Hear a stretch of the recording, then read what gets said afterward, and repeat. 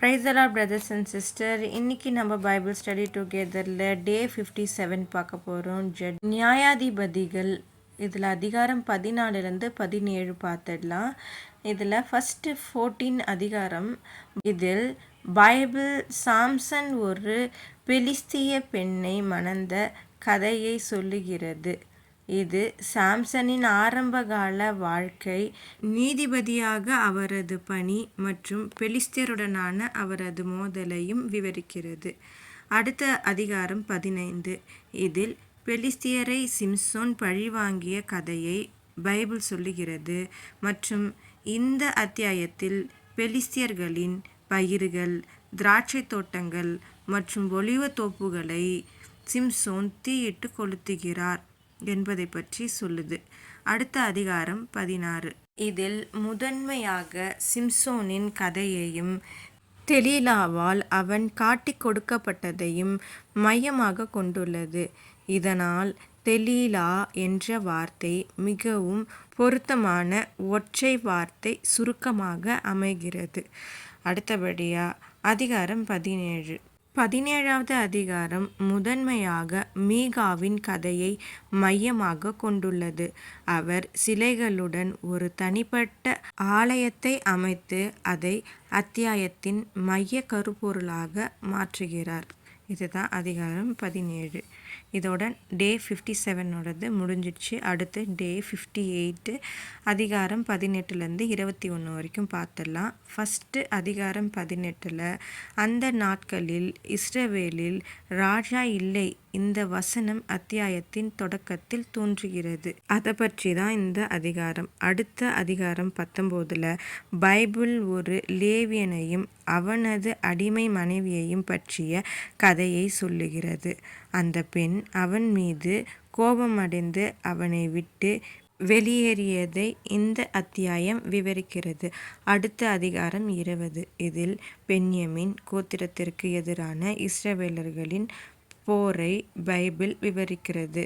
தீமையை வேரோடு அழிக்கும் விருப்பத்தில் இஸ்ரவேலர்களின் ஒற்றுமையை இந்த அத்தியாயம் எடுத்து காட்டுகிறது. அடுத்து 21வது அதிகாரம். இதில் பென்யமீன் கோத்திர ஆண்களுக்கு மனைவிகளை தேட இஸ்ரவேலர்கள் எடுத்த முயற்சிகளை பற்றியது.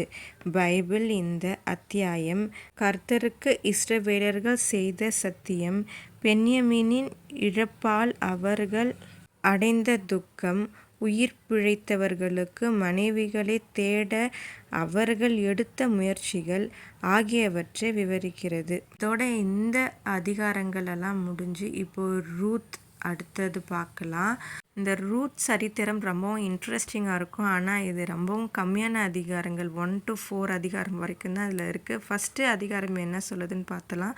இப்போ நம்ம பார்க்க போகிறது டே 59ஓடது.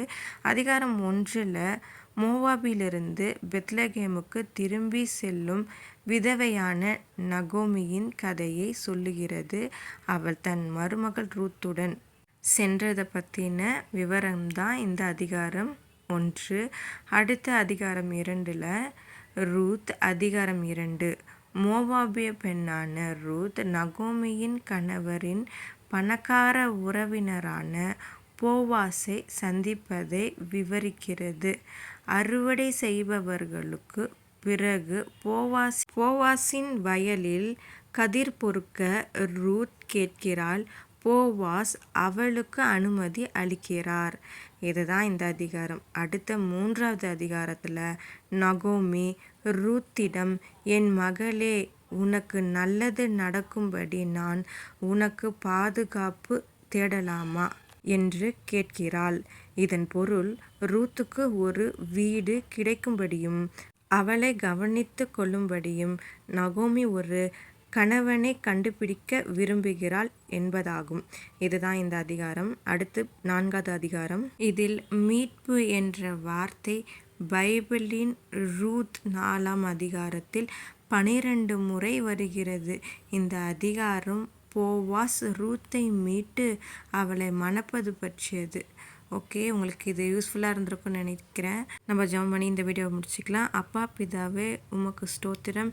எங்களுக்கு இருக்கும் கஷ்டங்களையும் துன்பங்களையும் நீர் விலக்கி போடும்படிக்கு எங்களோட நீர் இருக்கும்படிக்கும் ஜெபிக்கிறோம் இயேசுவே. ஆமென். ஓகே பிரதர்ஸ் அண்ட் சிஸ்டர், அடுத்த வீடியோவில் பார்க்கலாம். Subscribe my channel.